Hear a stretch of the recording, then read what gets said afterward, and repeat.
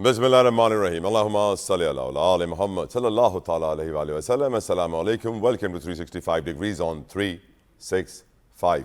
यकीनन पॉलिटिक्स को डिस्कस करना है, मुज़ाकरात को डिस्कस करना है, लेकिन before I go that way सबसे पहले बात करना चाहूँगा अपने गाज़ा के भाई मुसलमानों की, जिनके ऊपर हम जानते हैं कि बड़ा जुल्म हो गया है, नस्ल कुशी हुई है। 22 लाख के करीब ऐसे फ़लस्तीनी हैं जिनको अपने घरों को लौटना है, जो अपने घरों से बेघर हो चुके हैं। जंगबंदी का मुआहदा तो हो गया है, लेकिन गुज़िश्ता रात भी इजराइल ने बम गिराए हैं फ़लस्तीनियों के ऊपर। 40 फ़लस्तीनी गुज़िश्ता रात भी शहीद हुए हैं।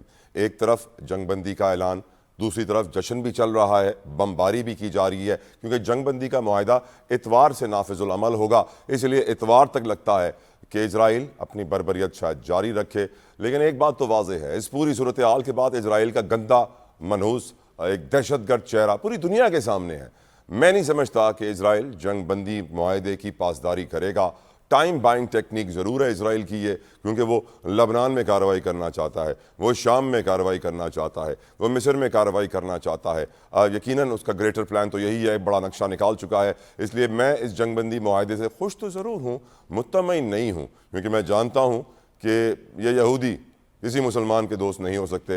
ये मेरे रब ने मुझे कुरान में बता दिया है। खैर, इसके अलावा एक और अभी रिसेंट हादसा, कश्ती हादसा स्पेन के करीब पेश आया है, जिसमें बताया जा रहा है कि 66 पाकिस्तानी उसमें सवार थे और 50 के करीब इत्तलात के मुताबिक जो इब्तिदाई आ रही हैं शहीद हो गए हैं। यकीनन मैं हमेशा से अवेयरनेस क्रिएट करने की कोशिश करता हूँ कि उन नौजवानों को बताया जाए कि आप 25-30 लाख रुपए खर्च करके मौत को गले लगा रहे हैं। 4 माह के करीब ये लोग सफ़र के अंदर थे, गुजरात से इनका ताल्लुक है, और इत्तलात कुछ ऐसी भी आ रही हैं कि जिन एजेंट्स ने इनको स्मगल करने का कहा था, उन्होंने इनको अगवा कर लिया और फिर घर वालों से तावान मुतालबा किया गया कि हमें पैसे अगर आप नहीं भिजवाएंगे तो हम इन्हें मार देंगे। तो जो लोग बचे हैं इस कश्ती हादसे में, उनका ये बयान भी कह रहे हैं कि आ रहा है कि स्मगलर्स ने कुछ को भूख और प्यास से मार दिया, कुछ को टॉर्चर करके मार दिया, और कुछ कश्ती हादसे में डूब कर मर गए।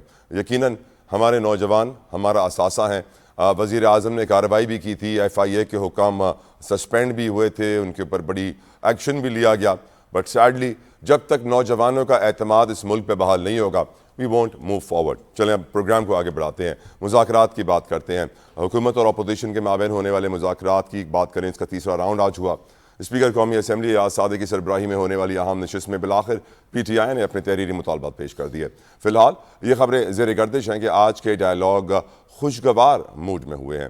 तहरीक इंसाफ ने आज मजमूई तौर पर 22 मुतालबात पेश किए हैं, जिनमें 2 इंतहाई अहम हैं। 9 मई और 26 नवंबर पर चीफ जस्टिस की सरबराही में तश्कील, और दूसरा बानी समेत तमाम सियासी असीरों की फौरी रिहाई शामिल है। ये 2 जुडिशल कमीशन बनाने के लिए कहा गया है इंक्वायरी के लिए। हुकूमत की जानिब से भी मुतालबात का तहरीरी तौर पर जवाब देने का ऐलान सामने आया है। वज़ीर आज़म शहबाज शरीफ ने इस हवाले से कमेटी भी तश्कील दे दी है। देखते हैं इन मुतालबात पर हुकूमत का जवाब क्या आता है। ये तो अब अगली नशस्त में ही वाज़ेह होगा, और तवक्को की जा रही है इसी महीने अगली नशस्त भी होगी। दूसरी जानिब PTI के लिए एक अच्छी खबर ये सामने आई है कि बानी ने आज इसकी तस्दीक भी की है कि army chief general Asif Munir से अली अमीन गंडापुर के बाद बैरिस्टर गौहर खान की मुलाकात हुई है। इस मुलाकात की कन्फर्मेशन आ चुकी है। अलहदगी में दोनों की मुलाकात हुई। चेयरमैन PTI का कहना था कि सिपा सालार से मुलाकात मुस्बत रही है, और मैंने उनके सामने अपने तमाम बुनियादी मुतालबात रखे थे। आर्मी चीफ से मुलाकात में मुल्की इस्तेहकाम के हवाले से तमाम उमूर पर बातचीत की। दूसरी तरफ से भी मुस्बत जवाब मिला है। इस्टेब्लिशमेंट से बराह रास्त मुज़ाकरात खुशाइंद हैं। उम्मीद है अब सूरत हाल बेहतर हो जाएगी। जबकि मुस्लिम लीग की जानिब से कहा जा रहा है कि बैकडोर रवाबित से वो इनकारी हैं, वो कह रहे हैं कि नहीं हो रही कोई इस्टेब्लिशमेंट से बातें PTI की, नून की मुताबिक उनका नज़रिया ये है। आज एक वही केस जो रोज़ाना हो रहा है, सिविलियंस का मिलिट्री कोर्ट ट्रायल, इसके बारे से 7 रुकनी आईनी बेंच ने समाअत की है। जजेस ने सुप्रीम कोर्ट में आम शहरियों के अब तक के फौजी ट्रायल की तफसीलात तलब की हैं। जस्टिस हसन रिजवी बोले, अदालत ने आपसे मिलिट्री ट्रायल वाले केसेस का रिकॉर्ड मांगा था।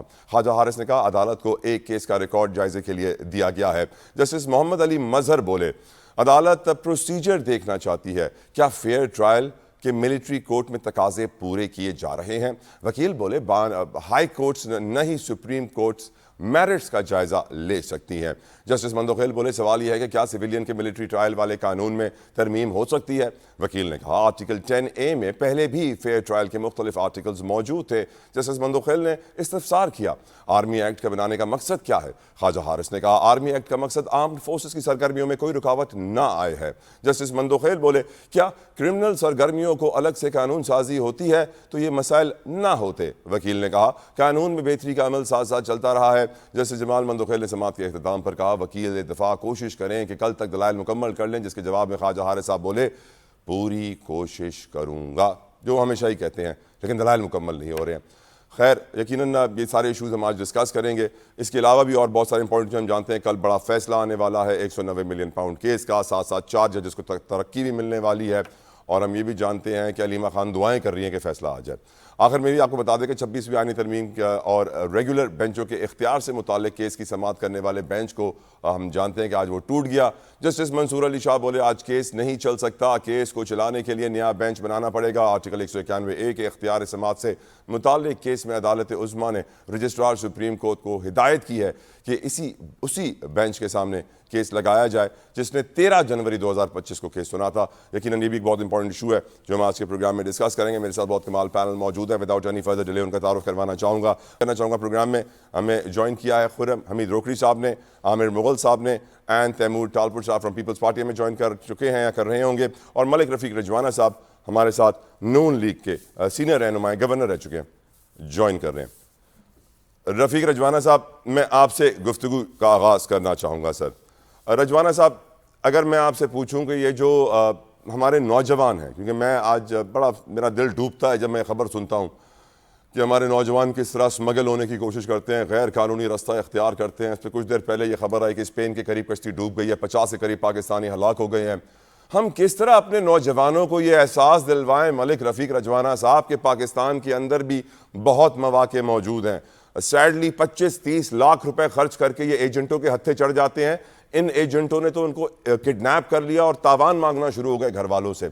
हम किस तरह अपने नौजवानों को ये रियलाइज़ करवाएं? मरियम नवाज साहिबा तो रोज़ यूनिवर्सिटीज़ जाती हैं, नौजवानों में घुल मिल जाती हैं, उनको स्कॉलरशिप्स दे रही हैं, लेकिन मैटर ऑफ द फैक्ट है सर, इस वक्त नौजवानों की जहन साजी की अशद ज़रूरत है, जिसमें सबसे पहले ये एहसास उनको दिलवाना है कि इस मुल्क का इंफ्रास्ट्रक्चर उनको प्रोफेशनल ग्रोथ की अपॉर्चुनिटीज़ देगा। मलिक रफ़ीक रजवाना साहब।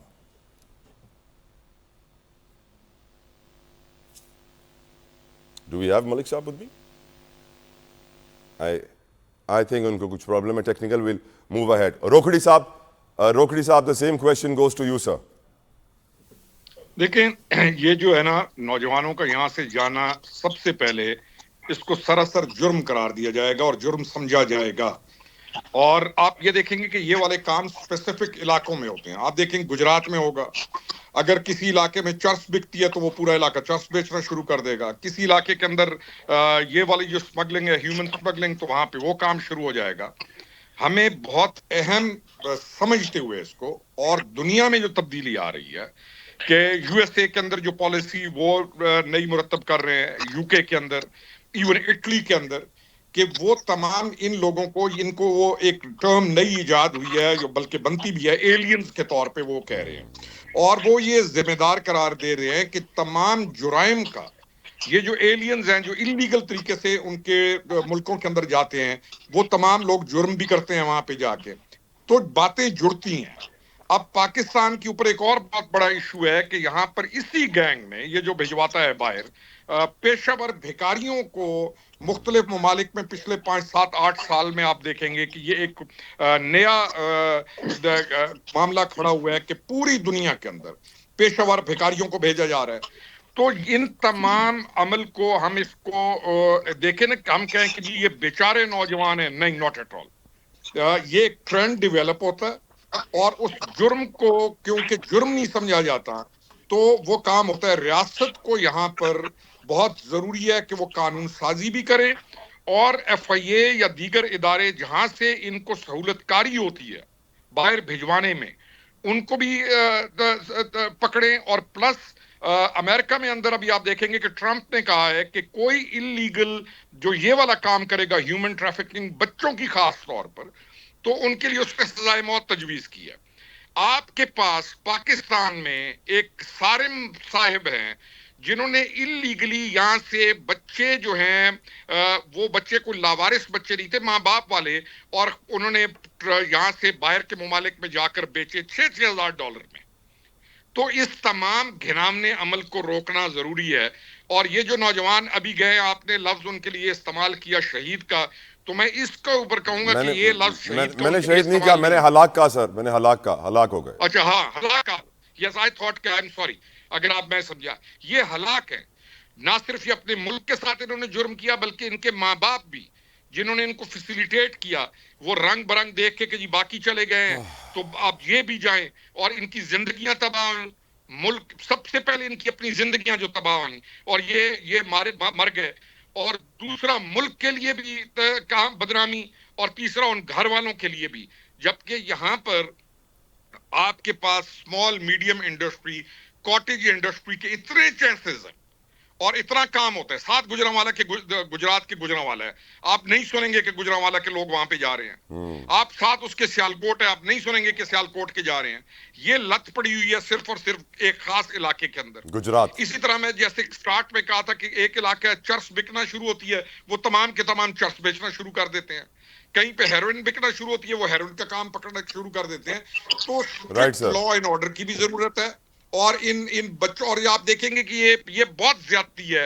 और इसके ऊपर मैं एक और बात पे खत्म करूंगा सर। मैंने एक ईरान का मॉडल था, मैंने पिछले जब इमरान खान की गवर्नमेंट थी तो उस वक्त भी हमने ये कोशिश की, लेकिन उस वक्त नहीं। बहरहाल वो एक मॉडल था कि हमें ये देखना है कि कौन से स्पेसिफिक इलाके में क्या जुर्म है, या कौन से स्पेसिफिक इलाके में किस बीमारी की वजह से लोग मरते हैं। वो मॉडल खैर आज भी मेरे पास मौजूद है पूरा रिटर्न फॉर्म में। हम कोशिश करेंगे कि दोबारा इसको पहुंचा सके। गुजरात को स्पेसिफिकली देखना पड़ेगा कि यहाँ पर ये गैंग ज्यादा है, तो यहाँ पर ज्यादा सख्ती की जरूरत है। इसी तरह मुख्तलिफ इलाकों में, अभी हमारे अपने मियांवाली में एक साल में 200 से ज्यादा कत्ल होते हैं, तो हमें वहां पे देखना पड़ेगा कि स्पेशल स्पीडी ट्रायल्स चाहिए। तो अदालतों को इस सिमत के अंदर काम करने की बहुत ज्यादा जरूरत है। राइट सर, वेल सेड रोकड़ी साहब। मेरे ख्याल से रफीक रजवाना साहब हमारे साथ मौजूद हैं। I hope you can hear me. Malik साहब, वजीर आजम ने पिछले हादसे के बाद हमने देखा कमेटी बनाई, इन्वेस्टिगेशन का हुक्म दिया, FIA के एहलकारों को मुअत्तल किया।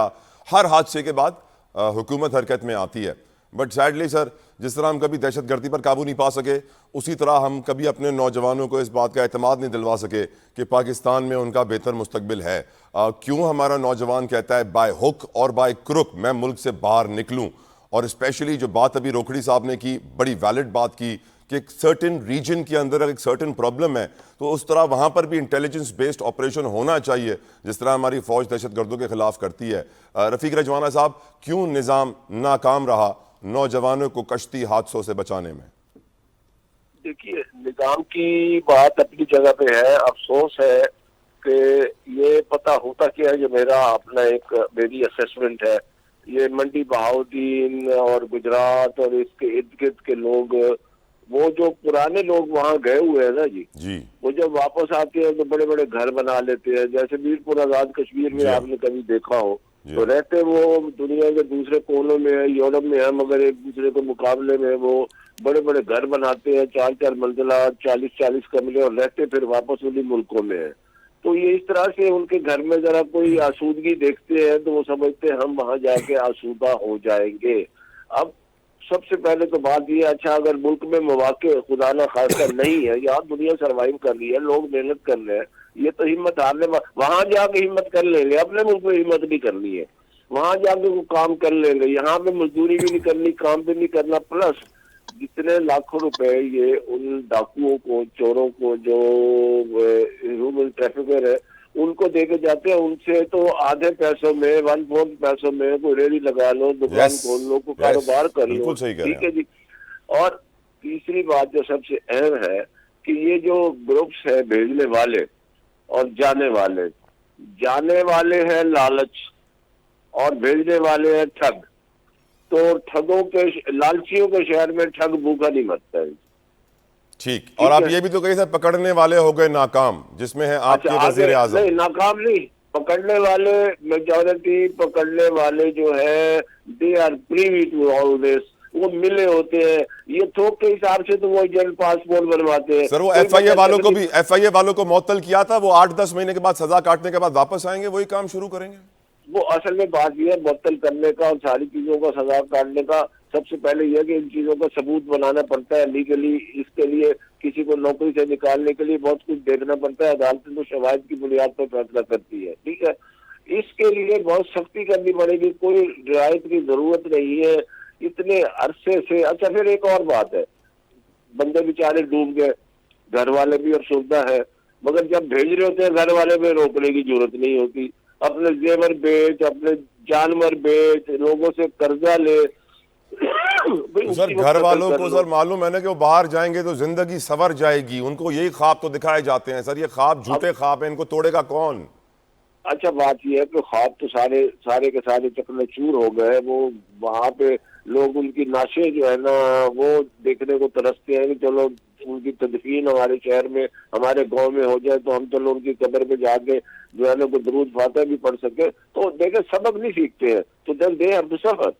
इसमें अब क्या कहा जाए, दूसरों पे सबसे पहले मैं अगर खुदा न खास्ता जाता हूँ, पहला कसूर तो मेरा है। मेरा बेटा है, मेरा भाई है, मेरा माँ है, मेरा राइट बाप है, सर, वो मुझे नहीं रोकता बल्कि वो मुझे पैसे जमा करके ला के देते हैं। तो सबसे पहले तो कसूर हमारा है। बिल्कुल ठीक सर, आई कंप्लीटली एग्री, हम हमारा सबका मुल्क है, इंडिविजुअल रोल है। अल्लाह ताला ने बहुत कुछ दिया हुआ जतोई साहब। ये हमारा मुल्क फबे आइए आलाए रब्बिकुमा तुकज़्ज़िबान, बेशक अल्लाह की बड़ी नेमत है, है। लेकिन हम अल्लाह की नेमत का सर कितना कितना ख्याल रखते हैं ये हमें देखना होगा अपने गरेबान ये में। इनकार है, बिल्कुल इनकार है ठीक अल्लाह सर, की नेमत को। बिल्कुल ठीक सर। अच्छा आमिर मुगल साहब, आपका इस पे नजरिया सर। देखें तला जतोई साहब, मैंने मोहतरम रफीक रजवाना साहब की और मोहतरम खुर्रम हमीद रुखरी साहब की बातें सुनी है और मुझे बड़ा अफसोस हुआ है कि ये पूरी जिम्मेदारी जो है वो शहीद या हलाक होने वाले नौजवानों पे ही डाल रहे हैं, या उनके खानदानों पे डाल रहे हैं, या उनके वाकिन और वरसा पे डाल रहे हैं। मैं कतन भी हौसला अफजाई नहीं करता इस तरीके से मुल्क से बाहर जाने की या मुल्क को इस तरीके से छोड़ने की, गैर कानूनी तरीके से छुप छुपा के एजेंटों के हाथों, मैं इसकी हौसला अफजाई नहीं करता। लेकिन ये जो इस मरज की तशखीस कर रहे हैं ना, ये इसमें मेरा इनसे थोड़ा इख्तिलाफ है। अगर ये रियासत हमें कारोबार, रोजगार, नौकरी दे तो तला जतोई साहब मुझे बताएं कि एक बंदा बकौल रफीक रजवाना साहब ने बिल्कुल दुरुस्त कहा है, उन्हें कोई घर बेचता है, कोई जायदाद बेचता है, कोई गाड़ी बेचता है, कोई उधार ले लेता है, कोई अपनी बीवी का या माँ का जेवर बेच देता है, कोई अपनी बहन का जेवर बेच देता है, कोई अपनी बीवी का जेवर बेच देता है, अपनी जान को रिस्क में डालता है। उसे पता होता है कि मेरे पहुंचने के वहां पे 50% से भी कम चांस है या 50% चांस है। तो आपका क्या ख्याल है कि वो पागल के पुत्र है सारे, जो सारा कुछ घर बार बेच के, कर्ज उठा के, माँ बाप को मखरूज करके, बीवी बच्चों को मखरूज करके, अपनी बीवी को इधर छोड़ के मखरूज करके वो जान पे रिस्क लेके चले जाते हैं? तो वो पागल तो नहीं है, उनको किसी पागल कुत्ते ने तो नहीं काटा हुआ, वो मुल्क के हालात की वजह से जाते हैं। पिछले 2-2.5 साल में अगर 20 से 25 लाख नौजवान इस मुल्क को छोड़ के जा चुके हैं तो उसके पीछे रीजन तो ढूंढे ना। उसके पीछे रीजन ये है कि रियासत उनको रोजगार नहीं दे रही, उसके पीछे रीजन ये है कि रियासत उनको कारोबार नहीं दे रही, उसके पीछे रीजन ये है कि रियासत जो है उसमें महंगाई इतनी ज्यादा है कि एक आदमी का गुजारा नहीं होता और अपना सारा कुछ बेच के बाहर जाने पर मजबूर हो गया। तो थोड़ा सा हम अपने गिरबान पे झांके कि 2-4 खानदान या 10-15 खानदान इस मुल्क पे मुसल्लत है, 3-3 बरादरों में वो अपने जायदादें बना चुके हैं, और मैं और रफीक रजवाना साहब और खुर्रम हमीद रुखरी साहब जिंदाबाद और मुर्दाबाद के नारों से बाहर नहीं निकल रहे। हमने कभी क्यों नहीं पूछा उनसे कि तुम ये बताओ कि तुम किस तरह इतने अमीर हो गए कि तुम्हारी 3-3 बरादरों में जायदादें और तुम डॉलर्स में अरबपति बन चुके हो, और गरीब का बच्चा जो है वो अपना घर बार बेच के, अपनी बीवी का जेवर बेच के जब मुल्क से बाहर जाता है तो रिस्क लेके जाता है। तो मोहम्मद साहब, जो गवर्नमेंट का डेटा आया है, जो गवर्नमेंट का डेटा लास्ट आया है सर, तकरीबन 7.5 लाख लोग पिछले साल जो ख़त्म हुआ है दिसंबर में, उसमें पाकिस्तान छोड़ गए हैं, जिसके अंदर 2 lakh skilled professional, doctors, engineers. यकीनन ब्रेन ड्रेन से हमारे रेमिटेंसेस तो बढ़ रहे हैं, लेकिन जो गैर कानूनी तरीके से लोग बाहर जाने की कोशिश करते हैं, इसके हवाले से हुकूमत को सख्त इकदाम करने होंगे। जिस तरह हम हमेशा कहते हैं कि दहशतगर्दी को कंट्रोल करने के लिए सख्त इकदाम करने होंगे। एक ब्रेक लेते हैं, डिस्कशन आगे बढ़ाएंगे, स्टे विद अस। पाकिस्तान में बयानियों की जंग जारी है। आज जो बयानिया पीटीआई की जानिब से आया कि मुलाकात हुई है चेयरमैन पीटीआई बैरिस्टर गौहर की और अली अमीन की पेशावर में chief of army staff general Syed Asim Munir साहब से, और इस मुलाकात के अंदर बकौल पीटीआई के उन्होंने अपने सारे इशूज़ उनके सामने रख दिए हैं और अकेले में ये मुलाकात हुई। जबकि ज़राए इस बात की तस्दीक अब हमें कर रहे हैं कि बैरिस्टर गौहर और अली अमीन गंडापुर साहब की जो मुलाकात हुई उसमें सिर्फ पेशावर में अमन व अमान की सूरत हाल के ऊपर बातचीत की गई। गौहर खान साहब ने कोशिश की सियासी बात करने की, जिसके ऊपर उनको जवाब दिया गया कि वो सियासी बातें सियासतदानों से करें, चीफ ऑफ आर्मी स्टाफ से ना करें। लेकिन आज जो हम इस वक्त बयानिया देख रहे हैं टेलीविज़न पे ख़बरों में, लग ये रहा है कि पीटीआई ने जिस तरह कहा कि इमरान खान ने भी कहा कि बड़ा मुस्बत रुझान है, फिर नून लीग को कहना पड़ा कि नहीं नहीं इस्टेब्लिशमेंट से कोई मुज़ाकरात नहीं हो रहे हैं। इसी के ऊपर सवाल उठाते हैं और ये सवाल मैं पहले तैमूर टालपुर साहब के सामने रख देता हूँ। थैंक यू तैमूर साहब आपकी कीमती वक्त के लिए। टालपुर साहब, आज पीटीआई बड़ी खुश है कि उनके लीडर्स की मुलाकात हुई है चीफ ऑफ आर्मी स्टाफ से, लेकिन हमारे ज़रा ये कन्फर्म कर रहे हैं कि उस मुलाकात के अंदर पीटीआई ने सियासी गुफ्तगू करने की कोशिश ज़रूर की, लेकिन उनको मना कर दिया गया कि ऐसा ना करें। आप क्या समझते हैं कि सर मौजूदा हालात में इस्टेब्लिशमेंट पीटीआई से मुज़ाकरात करना चाहेगी, करेगी, नहीं करेगी? Your views on it Talpur साहब। बिस्मिल्लाहिर्रहमानिर्रहीम सर। बहुत बहुत सर आप लाइव हैं, प्लीज कंटिन्यू। सबसे पहली बात तो मेरे ख्याल से जो हमारे present chief of army staff हैं जी, उन्होंने बड़ा क्लियरली ये अपना जो है बयानिया दिया है कि फौज का सियासत से अब कोई ताल्लुक नहीं है। तो एक तो हम ये सोच सकते हैं कि ये बात सियासी बात थी, ये बात एक ट्विस्ट ऑफ द टंग था, पर हकीकत ऐसे नहीं है। पर आपने देखा कि जिस तरह से वो अफसरान, वो फौजी अफसरान जो कि सियासत में मुलव्वस थे, उनके आज क्या हालात हैं और वो कितने मुश्किलात और मुश्किलों में पड़े हुए हैं।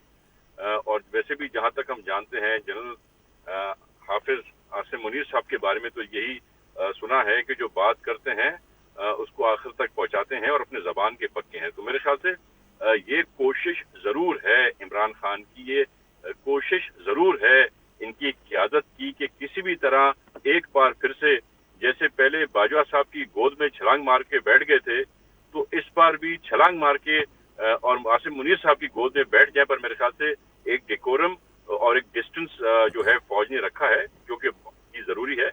बात एक चीज एक तरफ हमसे कर रहे हैं, पर डिमांड अपनी हमें बता रहे हैं।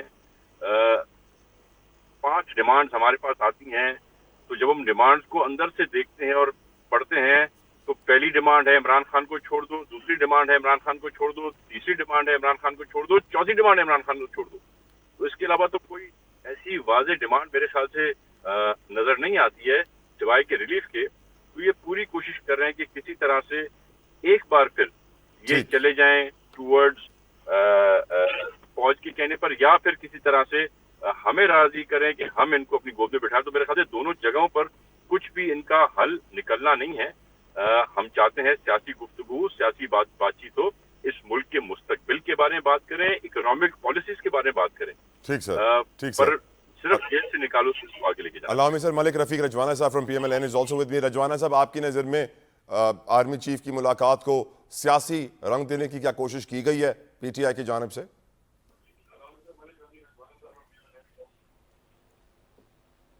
जी रजवाना साहब, मैं पूछ रहा हूं कि क्या सियासी रंग देने की कोशिश की गई है आर्मी चीफ की मुलाकात को? देखिए जी, मुलाकात की तरदीद तो ऐसी नहीं आई, तायद हो गई है मेरा ख्याल है। जी हाँ सर, तायद तो कंफर्मेशन तो हर तरफ से हो गई है, लेकिन वो पीटीआई वाले कह रहे हैं कि हमने सियासी गुफ्तगू भी की है। हमारे जराए तस्दीक कर रहे हैं कि सियासी गुफ्तगू पे उनको मना कर दिया गया। अब देखें जी, वो उन्होंने सियासी अगर गुफ्तगू की और उनको मना कर दिया गया है, तो मेरा ख्याल है चीफ ऑफ आर्मी स्टाफ ने ठीक किया है। सियासी बातें जिस तरह की कमेटी बनी हुई है, आपस में जाने और सियासी बातें करें, एक बात है। दूसरी बात ये है कि क्या सारी चीजों का हल जो है, ये भी सोच रहा है कि मैं किसी को फिर मुरद इल्जाम नहीं ठहरा रहा, क्योंकि हम जब बात करें तो ये समझा जाता है शायद हम पीटीआई को मुरद इल्जाम ठहरा रहे हैं या इमरान खान साहब को, और जब तक किसी प्रोग्राम में PMLN का रिकॉर्ड न लगाया गया तो ऐसे लगता है कि आज का प्रोग्राम फेल हो गया।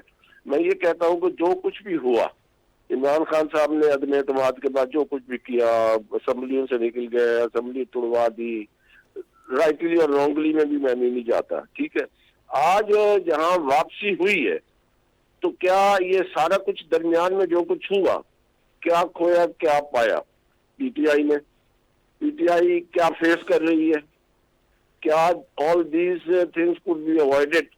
चलो कहीं ज्यादा हो गया, कहीं मुकदमे कहीं गलत भी हो सकते हैं, कुछ हो गया, तो इन सारी चीजों को मद्देनजर रखे तो आर्मी चीफ से मुलाकात हो गई, अच्छी बात है। वो जमहूरी निजाम में एस्टेब्लिशमेंट और फौज के हवाले से तो बात नहीं की जाती, मगर कितनी जमहूरियत हमारे मुल्क में और कब तक रही और कब तक रहेगी सारों को पता है। ठीक सर, जस्ट क्लियर। बिल्कुल ठीक सर, तो अगर उन्होंने बात की है तो अच्छी बात है। तो मेरा ख्याल है कि कोई बात करने से पहले सोचना चाहिए कि कल को कहीं वहीं ना जाना पड़े। ठीक।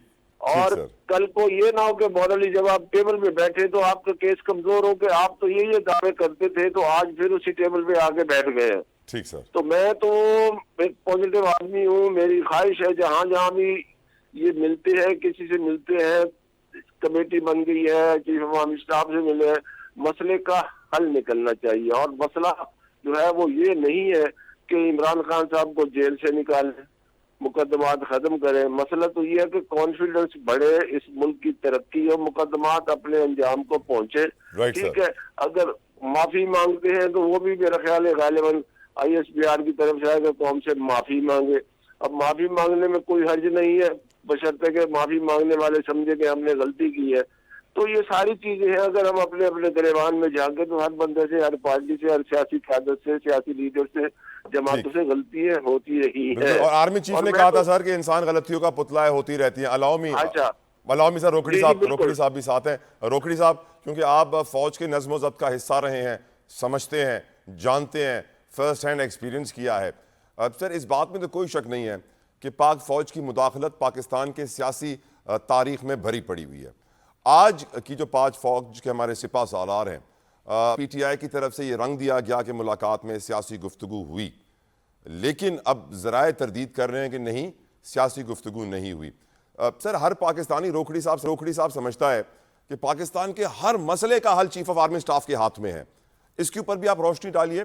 और क्या आप समझते हैं मौजूदा सियासी बहरान जो मुल्क में चल रहा है उसका हल भी हमारे चीफ ऑफ आर्मी स्टाफ के हाथ में है? रोकड़ी साहब, पहली चीज तो यह है कि चीफ ऑफ आर्मी स्टाफ की और बैरिस्टर गौहर साहब की 1-on-1 कोई ऐसी मीटिंग नहीं हुई है। 2-on-1 सर, वो कह रहे हैं गंडापुर साहब भी साथ थे। सर नहीं हुई है, मैं वही कह रहा हूं कि ये एक जर्नल मीटिंग जो कन्वीन हुई है एक स्पेसिफिक इशू के ऊपर वो थी। इस तरह की कोई चीज एग्जिस्ट नहीं करती कि बैठकर कोई सियासी मुशावरत वहां पे हुई है, इस तरह की कोई चीज नहीं हुई है। और आप इसकी तस्दीक बैरिस्टर गौहर साहब से भी कर सकते हैं कि वो आपको आके कह दें कि क्या उनकी इस तरह की बात हुई है। नॉट एट ऑल, उनकी कोई सियासी किसी इस सूरत में बात नहीं हुई, बल्कि अफवाज पाकिस्तान का ये मौक़िफ़ बड़ा पहले दिन से क्लियर है कि आपने मुज़ाकरात पॉलिटिकल गवर्नमेंट के साथ करने हैं और जो शुरू हो गए। अब ये तो है हकीकत। अब इसके ऊपर तबसरा मेरा ये है कि किसी भी पॉलिटिकल पार्टी को मुज़ाकरात करना या मुज़ाकरात की तरफ जाने में ना आर महसूस करना चाहिए और उनको पॉलिटिकल लोगों के साथ बैठने में ही अपनी आफियत समझनी चाहिए। दूसरी चीज ये है कि जो रजवाना साहब ने कहा कि पिछले 2-2.25 साल के अरसे के अंदर जो सीक्वेंस है वाकयात का, तो ये वाली रविश जो आज अपनाई जा रही है, काश तो कोई लफ्ज होता है, ये पहले अपना लेनी चाहिए थी। मुज़ाकरात करने चाहिए किसी भी पॉलिटिकल पार्टी को, प्रोग्रेसिव पॉलिटिकल पार्टी बनकर चलना। मेरे सवाल पे आए ना रोकड़ी साहब प्लीज, क्या आर्मी चीफ के हाथ में पाकिस्तान के सारे मसाइल का हल है और क्या सियासी मसलों का हल भी है?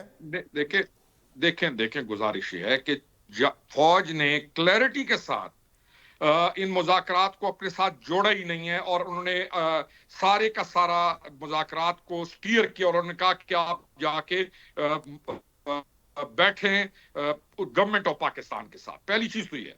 दूसरी चीज ये है कि क्या अफवाज पाकिस्तान के लिए हैं या किसी और के लिए हैं? अफवाज पाकिस्तान हमेशा पाकिस्तान को मुस्तहकम करने के लिए, पाकिस्तान की किसी भी कंडीशन को मजबूत करने के लिए, चाहे आपकी इक्तसादियात है, चाहे आपका लॉ एंड ऑर्डर है, चाहे Everything. गवर्नमेंट ऑफ पाकिस्तान को स्टेबल करना है, उसमें भरपूर किरदार अदा करती रही हैं और करती रहेंगी और करना चाहिए। और पूरी दुनिया के अंदर ये काम होता है। हम एक स्ट्रॉन्ग पॉलिटिकल गवर्नमेंट है, हम नॉर्वे नहीं है ना, हम स्कैंडिनेविया हैं कि जहां पर ये इश्यूज नहीं है।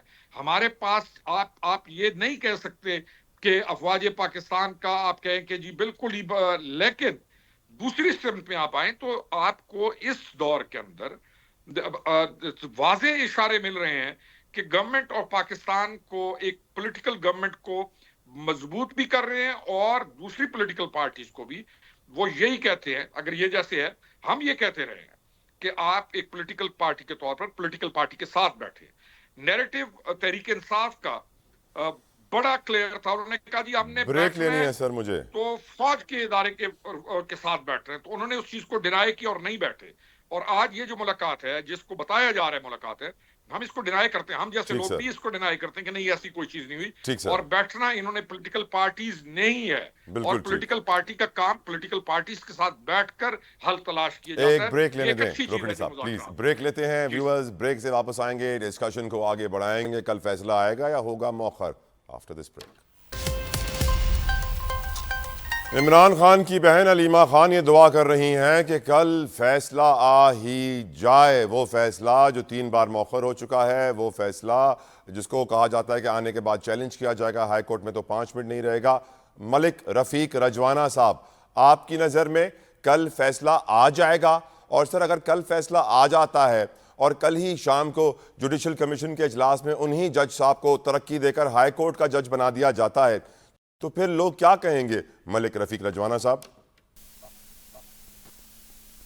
अब इतना बड़ा मफरूजा है, मेरे लीगल प्रोफेशन से ये ताल्लुक रखती है बात के फैसला आ जाए वो तो आ जाना। ठीक है, कल 4 जजों की तरक्की भी है। और सुन ले, हलीमा खान साहब ने जो कहा, साहब जा रहे फैसले का इंतजार है, तो अगर if I step into their shoes तो उन पे तलवार लटकी हुई है कि फैसला क्या आता है। ठीक है, शी जस्टिफाइड टू से कि जी फैसला आ जाए ताकि पता चले क्या होता है। ठीक है, खदशात हर किस्म के होते हैं और उनके हिसाब से सोचे तो उनको हर वक्त खदशात होते हैं, और उनकी डिफेंस लाइन देखे तो वो कहते हैं बरी होने वाला केस है, केस के हकाइक की तरफ जाने और उसकी जो चेन ऑफ इवेंट्स है उस पर मैं जाने की अब जसारत नहीं करता, क्योंकि बात किसी और तरफ चली जाएगी और वैसे भी मैटर सब जुडिस।